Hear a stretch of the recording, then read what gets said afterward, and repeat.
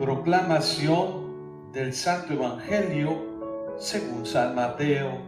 Gloria a ti, Señor.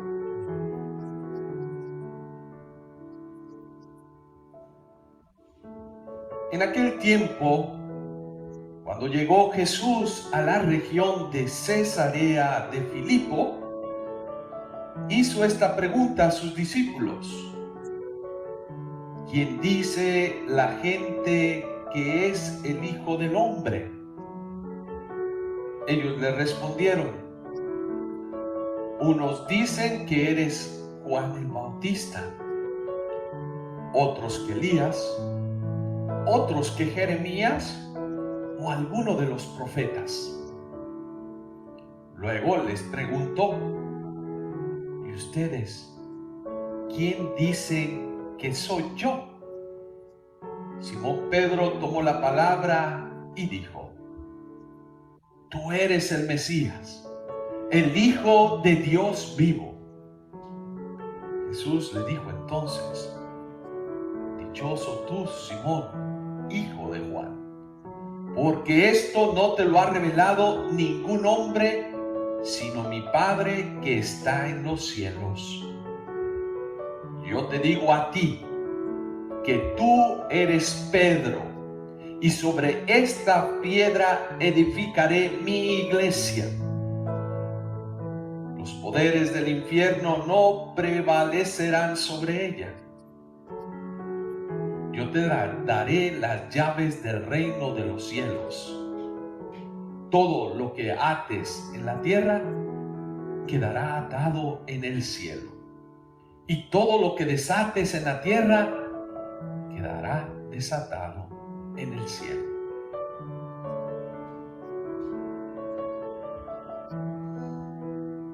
Palabra del Señor. Gloria a ti, Señor Jesús.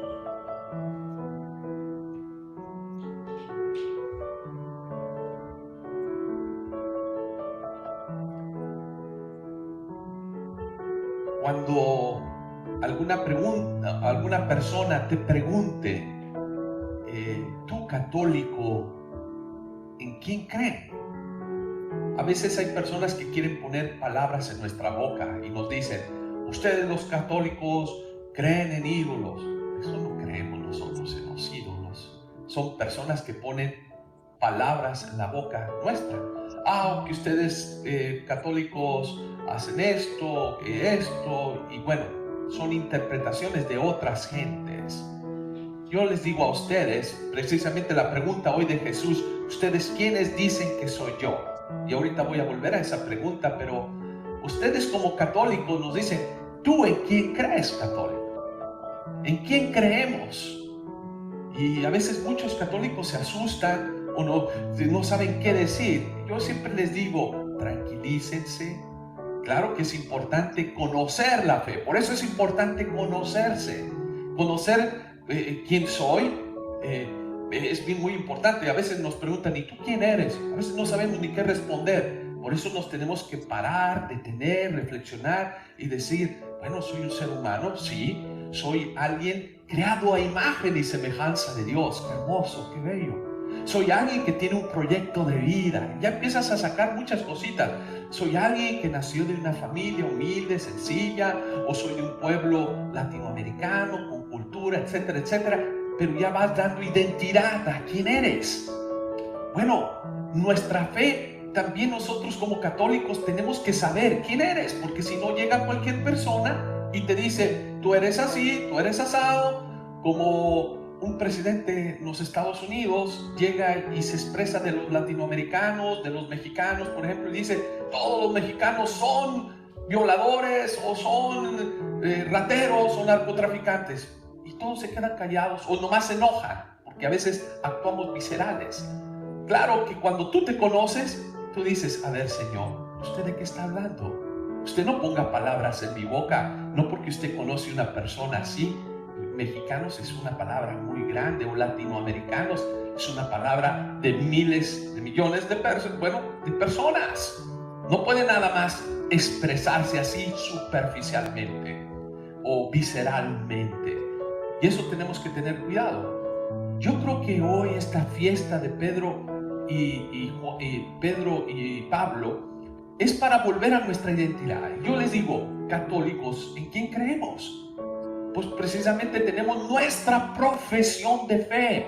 Y en la profesión de fe que la hacemos todos los domingos, no nomás porque al Padre se le ocurrió, o que dicen, ay, otra vez esa oración tan grande. Primero, no es una oración como, ay, apréndate el credo. Aprenderse el credo es saber tu identidad. Allí está tu esencia como cristiano. Hoy celebramos dos personajes claves para el cristianismo. Dos personajes que en el credo está expresado, y ustedes dicen, pero ahí no dice Pedro y Pablo. Bueno, ahorita vamos a ver. Primero, en el credo decimos, creo en un Dios, en uno solo. No creemos en muchos, aunque muchos te dicen, ustedes tienen muchos dioses. No, un solo Dios en tres personas distintas. La Santísima Trinidad, que es muy diferente: Padre, Hijo y Espíritu Santo. Y esto es lo que expresa el credo. El credo en un Dios creador, Padre, creador del cielo, la tierra, de todo lo visible e invisible. Bueno, esa es expresión de nuestra fe. Quien nos creó, quien nos mostró en el Antiguo Testamento ese caminar con el pueblo que va formando pues una revelación para mostrarse Él, que nosotros lo descubramos. Después, pues claro que Dios se presenta al pueblo porque dice, no me conocen. Me conocen nada más por oídas, por los profetas o la gente que les he hablado a través de ellos. Ahora voy a hablar por mí mismo. Y allí tenemos, creo en Jesucristo, Señor y dador de vida también. El dador de la vida es Dios solamente, Jesucristo, Hijo único de Dios, nacido del Padre. Es ahí que se encarnó de María la Virgen. Se encarnó, no se engendrado, no creado. No es creado porque Dios no puede crearlo nadie. Y allí tenemos toda la expresión en el credo de quién es Jesús. Jesús que viene a enseñarnos el camino de Dios, el camino de la vida. Jesús que es el Dios con nosotros, el Dios que se manifiesta, el Dios que nos empieza a enseñar un proyecto de vida, cómo vivir, porque habíamos perdido rumbo, dirección. Bueno, y creemos en el Espíritu Santo, ese Espíritu que Jesús nos lo dejó a través de los apóstoles, que les dijo, no los dejo huérfanos, les doy mi Espíritu, el Espíritu Santo, el Espíritu de Dios, que viene a fortalecernos y enseñarnos el camino de la vida. Y esta es la fe que nosotros profesamos, Padre, Hijo y Espíritu Santo. Pero después decimos, y aquí es donde hoy quiero platicar con ustedes un poquito, que dicen, creo en una iglesia, la iglesia que es santa, es una, porque es Jesús que no dijo aquí, hoy precisamente en esta lectura de San Mateo, le dice a Pedro, yo te digo a ti, tú eres Pedro, y sobre esta piedra edificaré mi iglesia, no mis iglesias. Sí, aquí hay que tener cuidado. Por eso es la profesión de fe. Creo en la iglesia que es una, porque no fueron muchas iglesias. Creo en mis iglesias. Y esto es precisamente lo que la iglesia trata de hacer con el ecumenismo, es formar una sola iglesia. Con el diálogo interreligioso es otra vez volver. Queremos que sea un solo rebaño, un solo Señor, que es Jesús, ¿sí? Pero aquí hay un líder que Jesús deja. Creo que la iglesia que es una, santa. ¿Por qué la iglesia es santa? ¿Sí? Si lo primero que nos dicen otras personas y otra vez ponen palabras en la boca de nosotros que nosotros nunca dijimos, ¿sí? La iglesia es santa porque quien fundó la iglesia es santo. ¿Y quién es santo? Pues es Dios. Es Jesús quien es el que funda esta iglesia. Él es el santo. Que nosotros, tú y yo, estamos llamados a ser santos. Que lo somos, o estamos en el proceso, o deberíamos pedir esa fortaleza. Por eso venimos a la Eucaristía diaria, o venimos los domingos a tratar de descubrir ese camino a la santidad, ¿sí? Que a veces fallamos, a veces caemos, y por eso estamos aquí, para reconocer nuestras debilidades y otra vez fortalecernos a ese llamado de que la iglesia pues es santa, que estamos llamados a ser santa porque el fundador es santo, es Jesús. Santa, y decimos católico. Y a veces muchos dicen, ¿y dónde dice la escritura católico? ¿Sí? Es católico porque viene de la palabra, la Sagrada Escritura está escrita en 3 lenguas, pues, que era hebreo, arameo y griego. Y en griego, pues la palabra católico quiere decir universal, que el mensaje de la salvación es para todos. No es el mensaje nada más para un solo pueblo. Allí comenzó el proceso de salvación en un pueblo con Abraham, que se fue fundando ahí una promesa que Dios hace. Una promesa de salvación, pero es una promesa que ya la viene a manifestar a través de Jesucristo. Esta salvación es para el mundo entero, para todos. La iglesia es católica, es universal. Eso significa católico, universal.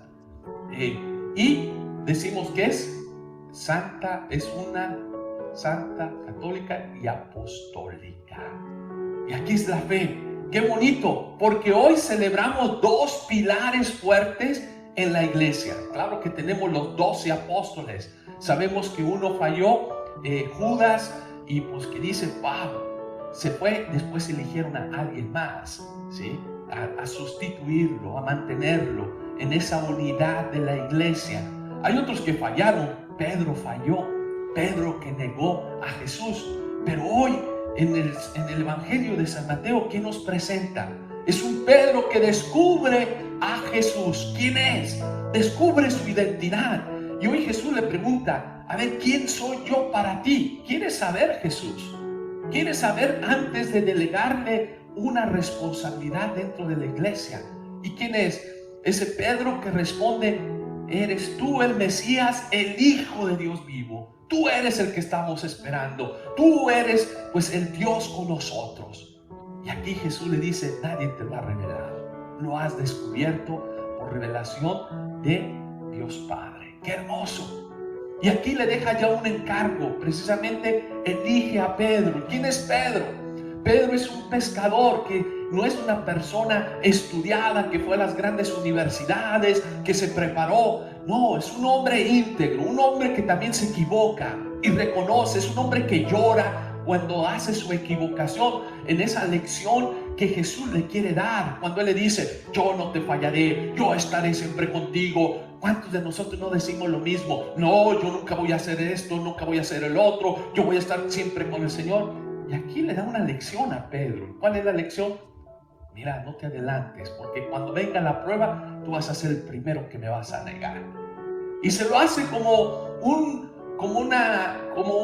para ayudarle a centrarse en su misión, en el encargo que le quiere dar, que no se te suba, porque hay muchas personas que cuando tienen un puesto en la iglesia es de servicio, un puesto de responsabilidad que es para servir, no para que se sirvan de Él. Como muchos se equivocan y ahí viene el Señor mismo y ahí nosotros hacemos tanta reverencia. Y es un puesto para servir, para amar, para dar lo mejor de nosotros, para llevar el Evangelio, no para sentirte superior a los demás, ni sentirte que eres de mejor familia, simplemente que eres elegido a una misión, a construir esta iglesia que Jesús le encarga a Pedro. No se lo encargó a los otros 11, claro, a los otros 11 les dijo, cada quien vaya y funde su propia iglesia. No, y tenemos este Pedro, este personaje que es clave en el cristianismo, que hasta hoy en día pues mantenemos esa unidad a través del Papa. Papa Francisco es el sucesor de Pedro. Papa Francisco es el sucesor de Pedro. ¿Que es perfecto? No es perfecto, como Pedro no era perfecto, ni Judas ni Pablo eran perfectos, pero están llamados a traer una armonía en la iglesia, una unidad en la iglesia, reconocer pues esa presencia de Cristo en la iglesia, que precisamente qué hermoso, ahí es de donde descubrimos nuestra identidad como iglesia católica. No es como si vas con otros hermanos que se han ido y les dices, a ver, háblame pues de tu iglesia, ¿quién la fundó? ¿Dónde está? Oh, es que nosotros somos cristianos. A ver, que yo soy cristiano también, pero ¿quién es? ¿Quién te dijo? Es que mi pastor que no es Cristo. Sí, pues no digo que es una persona mala ni nada. Simplemente te digo que Cristo no vino a fundar tantas casitas, iglesitas, separaciones. No, te llama a que te integras, a que vuelvas a casa. La casa, los hermanos no somos perfectos, pero estamos llamados a esa perfección de ayudarnos, de ser mejor cada día. Pero tenemos que respetar lo que Dios nos ha dejado en nuestro caminar y nos deja un líder. Pues ese Pedro, que hay los sucesores y tenemos 266 antes. Pues si miramos al Papa Francisco, ¿quién era antes de él? El Papa Benedicto XVI. Antes de Benedicto XVI, Juan Pablo II. Antes de Juan Pablo II, ¿quién estaba? Pablo VI. Antes de Pablo VI, Juan XXIII. Y así nos vamos a ir hasta llegar a Pedro. Esta es la familia, que hay unos papas que se dieron, entregaron, son santos, claro. Hay otros papas que no sabían ni el rumbo que llevaban, también lo hay. Y eso es reconocer en el caminar. Pero la iglesia ha sobrevivido 2000 años y más. ¿Por qué? Porque es la iglesia de Jesús, que es la iglesia que Él nos viene pues a santificar. Es aquí la promesa que le dice a Pedro: yo edificaré mi iglesia sobre ustedes, los poderes del infierno no prevalecerán sobre ella. Si hay muchos que quieren destruirla, pero cuando tú pones la confianza en Dios, pues esa es la promesa. Nadie va a romper la promesa de Jesús. ¿Por qué? Los poderes del infierno no prevalecerán sobre ella. ¿Sí? Y yo te daré las llaves del reino de Dios, le dice a Pedro. Y aquí le deja a través del apóstol Pedro un sacramento bien bonito, el sacramento de la reconciliación, que es el sacramento de la penitencia, que muchos dicen: ¿y por qué tengo que ir con un hombre a confesarme? Pues es un regalo que Dios te da a través de otra persona, no porque esta persona es santa, porque Dios, quien instituyó este sacramento, es santo, ¿sí? Y es que le da una potestad, ahí se llama potestad. Es un ungido de Dios y por eso tenemos que respetar, porque viene de Dios, no viene de los seres humanos o alguien que lo impuso, no, es mismo Dios. Que aquí te doy los poderes, Pedro. Todo lo que quede atado en el cielo, pues quedará. Todo lo que tú ates en la tierra, quedará atado en el cielo. Todo lo que desates en la tierra, quedará desatado en el cielo. Te doy ese poder, ese poder. Qué hermoso, es un regalo que Dios nos deja en este sacramento. Bueno, he hablado de Pedro, pero tenemos al otro apóstol. El otro apóstol que es el signo del misionero, del encargo que Jesús quiere. Vayan a todo el mundo y prediquen la buena nueva.